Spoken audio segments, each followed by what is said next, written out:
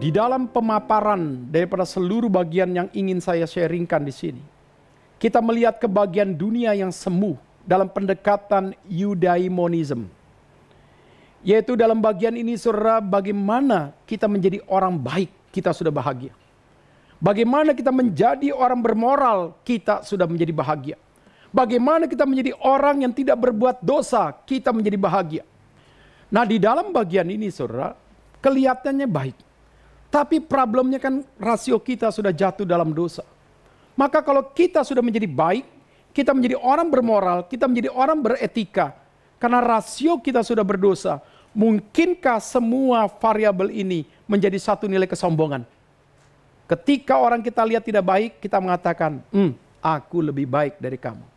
Ketika kita lihat orang berzina, orang berjudi, orang melakukan satu hal manipulatif, secara moral kita mengatakan, aku lebih baik daripada kamu. Maka di dalam bagian inilah saudara, kita tidak menerima bahwa baik adalah tuntutan yang dikompetisikan untuk kita merasa lebih daripada orang lain. Akhirnya menjadi tontonan hidup kita. Kedua, hedonism. Hedonism dikembangkan di dalam gaya pop culture daripada Amerika melalui daripada Hollywood. Sehingga aspek indera yang disentuh, kepuasan mata, kepuasan telinga, kepuasan hidung, kepuasan mulut, kepuasan daripada hal fisik kita. Sehingga saudara, di dalam bagian inilah saudara, orang hedonisme mengatakan, engkau bahagia, mau makan, silakan makan. Engkau berasa bahagia supaya tubuhmu itu wangi, engkau mau beli minyak wangi yang harganya 5 juta, silakan. Jadi saudara, terkadang saudara kita nggak sadar kita diperbudak oleh kepuasan-kepuasan yang secara lahiriah. Nah di dalam aspek nilai hedonisme, orang kebahagiaan karena nilai relasi yang mendatangkan kepuasan dalam nilai dirinya sendiri. Dia bisa tidak peduli dengan orang lain. Dalam aspek apapun juga yang penting aku puas. Gaya hedonisme. Yang ketiga, teleologi. Satu kebahagiaan karena nilai tujuan akhir. Ada orang membunuh musuhnya, bahagia dia. Apa yang dipikirkan Saul ketika dia ingin membunuh daripada Daud? Dia hanya mencari satu kepuasan. Yang penting aku anggap ini ancaman, aku akan bunuh. Apakah dia akan punya rasa bersalah kalau sudah membunuh Daud? Mungkin yang ada dia adalah puas diri. Dulu aku tidak pernah makan di hotel bintang 5 ini. Aku makan, bahagia dia.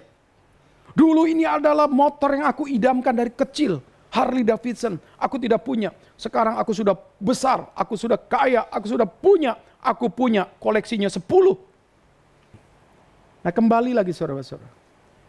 Jangan kita menjadi orang Kristen, tapi bergaya eudaimonis.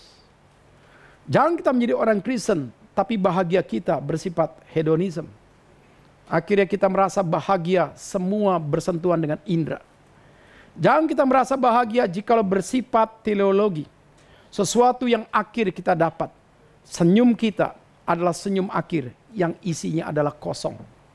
Dan pertanyaan kita, apa kata Alkitab? Alkitab mengatakan, saudara, hal yang pertama kalau kita mau bahagia, milikilah karakter rohani dalam Kristus. Ini berarti dari dalam keluar. Kebahagiaan bukan dari luar ke dalam. Kebahagiaan bukan kita selalu ingin menjadi orang baik, menjadi orang bermoral, menjadi orang beretika. Tidak. Kekuatan kita semuanya terbatas dalam rasio. Jangan-jangan itu punya nilai kesombongan. Tapi jikalau kita memiliki karakter rohani dalam Kristus, kita bisa miskin di dalam roh. Kita datang dalam rumah Tuhan, kita tidak merasa seperti orang Farisi, memiliki aspek kelebihan daripada orang lain, memiliki aspek nilai merasa lebih layak daripada orang lain. Tidak. Kita adalah orang yang sungguh-sungguh, ini orang yang miskin di dalam roh. LAI menerjemahkan miskin di hadapan Allah, yang lebih tepat adalah petokos. Miskin dalam roh. Dan kita adalah orang berduka cita dalam Tuhan. Kita selalu punya air mata Untuk pekerjaan Tuhan itu dinyatakan, bagaimana banyak orang berdosa kembali kepada Tuhan. Saya percaya COVID-19 mengingatkan kepada kita, ini momentum melayani orang-orang untuk melihat Tuhan, bukan melihat COVID-19. Nah, kembali lagi, saudara. Kita punya duka cita, kita punya belas kasihan dalam Tuhan. Kita punya hati yang lemah lembut, teachable, yang mau dibentuk oleh Tuhan. Dan hati yang terbuka untuk bagaimana kita belajar dalam hal bergereja, bersosialisasi, berelasi dengan baik. Kita menjadi orang yang lapar dan haus akan firman Tuhan. Kita tidak pernah merasa sudah tahu firman Tuhan, tapi kita terus mengejar kebenaran. Kita menjadi orang yang murah hati. Kita menjadi orang yang belajar untuk memberkati orang lain. Kita menjadi orang yang mengejar kesucian hati untuk kita bisa melihat pimpinan Tuhan. Kita menjadi orang peacemaker, selalu membawa damai dimanapun kita hadir. Bukan membawa kekacauan, bukan membawa kepanikan, bukan membawa ketakutan. Dan kita adalah orang yang siap menderita karena membela kebenaran. Dan kita siap juga menderita karena Yesus Kristus. Nah, di sini kita lihat, saudara, 9 karakter rohani. Inilah sumber kebahagiaan kita. Inilah sumber kekuatan yang datang daripada Tuhan, yang diberikan kepada kita. Sehingga Papa Mazmur mengingatkan kepada kita 84 ayat 5. Kebahagiaan kita yang sungguh-sungguh kebahagiaannya di dalam kekuatan Allah. Yang mendorong kita untuk beribadah kepada Tuhan. Dan bagaimana orang memiliki karakter rohani seperti ini, saudara. Dia akan senantiasa bisa menang atas dosa. Dia bisa menang untuk menghadapi macam-macam ketakutan. Di dalamnya tetap Tuhan dipermuliakan. Bukan kekhawatiran itu yang dipermuliakan. Jadi saudara, di dalam bagian inilah setiap kita harus belajar. Apa yang harus kita kejar? Karakter rohani. Yeremia mengingatkan kita tadi yang kita baca. Janganlah orang bijak mengandalkan kebijakannya. Janganlah orang kuat mengandalkan kekuatannya. Janganlah orang kaya mengandalkan kekayaannya. Dan dikatakan oleh Mazmur 127, ayat 1 juga ayat 2. Apabila engkau mengandalkan dirimu untuk membangun rumahmu, membangun gereja, berdasarkan kekuatanmu, semua sia-sia.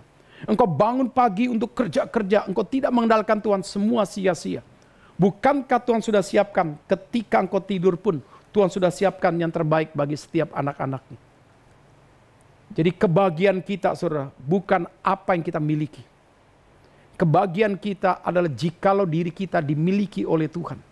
Dan kita mengerjakan apa yang kita bisa untuk Tuhan. Nah, disitulah, saudara, kita punya iman, kita punya ketaatan, kita punya perjuangan, kita punya tanggung jawab. Itulah karakter kita.